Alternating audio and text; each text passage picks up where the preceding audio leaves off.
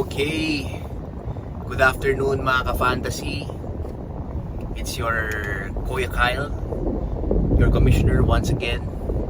So ituturo ko naman sa inyo ang tutorial paano mo mag-trade or mga tips lang paano ba yung trading ng mga players sa fantasy.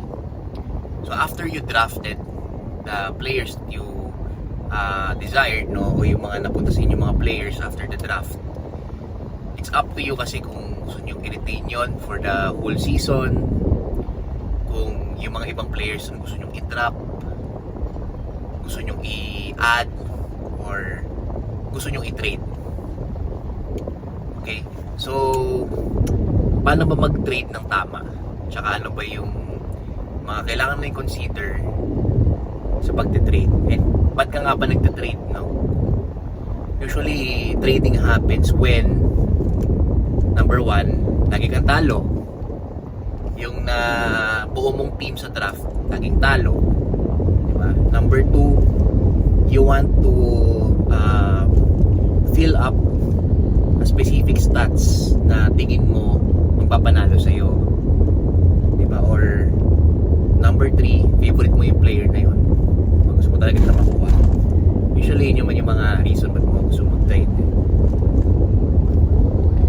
Okay, so paano ba yung tamang pagte-trade? Merong tool online which is the NBA Trade Analyzer, wherein you can simulate the players that you want to trade with each other before i-execute dun sa Yahoo app. Usually yung rule of thumb, 90% yung dapat yung trade percentage niya and above. Mas maganda kung 100%. Pero there are instances kasi na pag simulate mo yon, especially pagka 2:1, hindi equal yung number of players. Minsan mas mababa sa 90%. Pero pagka nag-trade ka kasi ng ganon, usually may natatrap ka na player. So i-add mo yung player na yon dun sa simulator para at least lumapit yung percentage. Okay, so ano ba yung tamang pagte-trade kahit di mo gamitin yung pag hindi mo naman ginamit yung trade analyzer, optics lang, titignan mo lang, unang tingin ay teka lang, medyo lopsided tong trade na to or hindi to fair, parang gano'n. Ano yan, usually optics, and meron kasing hierarchy mga players. Merong elite, merong superstar, merong all-star, merong starter, merong role player, merong bench player. Okay? So usually yung elite, sino ba yung mga nasa elite yan? Yung nasa top 5 yan. Top 5 na mga players sa draft. Usually si Jokic, si Giannis, si Luka, si Shea, sino ba yung isa? Basta yung top 5 players sa draft, usually yung elite. Okay, so doon pa lang makikita mo na yung mga players na yon, in terms of yung stats nila, talagang off the charts talaga. Triple double, 50 points, diba? Si Wembanyama pala yung isa, si Wembanyama. So ganon yung elite in terms of statistics. Then susunod superstar, yung mga likes nila AD, Jalen Bronson, Sabonis, sino ba? Sila Jason Tatum, Haliburton, yan, mga superstar yan. Pangatlo yung mga all-star, yan, yung mga all-star. Sila, say for example, Jalen Williams, sila si Bradley Beal, medyo bumaba na yung level niya, nasa na lang siya. Pwede po sabihin all-star or starter, pwede. Si Booker nasa superstar level yan. Si Ant-Man nasa superstar level yan. Si Trae Young nasa superstar level. Jaylen Brown, pwede mong ilagay si Jaylen Brown sa all-star. So matatansya mo siya yung hierarchy ng mga players. No, so sa trade, optics-wise, by not using yung trade analyzer, usually ang rule of thumb, elite is equal to isang superstar plus all-star.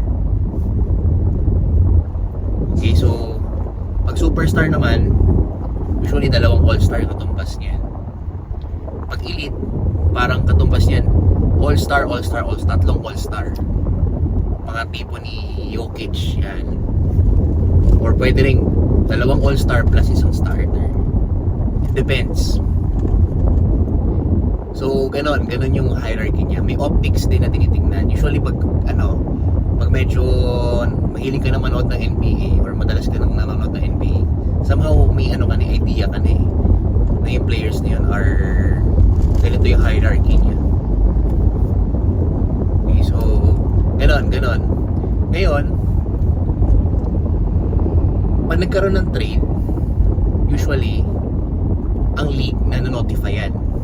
The trade has occurred. For example, si Kyle tsaka si Kian nag-trade, malalaman nyo lahat yan kasi magna-notify siya. Now, as part of the league, so all of you, including us na nag-trade, has the chance to vote against if we feel that the trade is lopsided or parang feeling namin ayaw namin yung trade medyo pangit or for the reason na ayaw ko lang mag-push through yung trade na yan, pwede kaming vote against. So kung nag-vote against siya, usually ang rule of thumb, yung number of teams sa isang league, 60% nun, yun yung number of vote against bago siya ma-veto yung trade. Sabihin hindi mag-push through yung trade. Yung trade usually 2 days yan. 2 days nangyayari yan. Or 2 days bago siya mag-push through.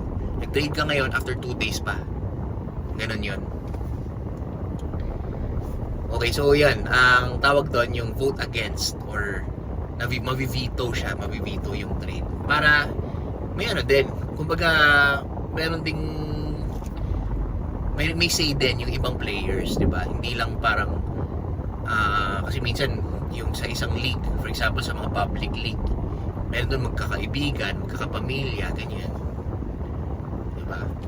And minsan, meron ding settings na yung commissioner lang yung pwede decide about dun sa trade. Pero dito, democratic tayo dito. Okay, so yan yung sa pag-vote against or veto. So now yan, for now ito muna yung ituturo ko. Then eventually siguro yung mga time zone tsaka yung mga timing, kailan ba dapat mag-trade, kailan ba dapat mag-add ng players, paano kailan nagre-refresh yung mga tawag dito, yung mga game days. Yan yung next ko na topic. Pero for now, ito, trading. Let's go.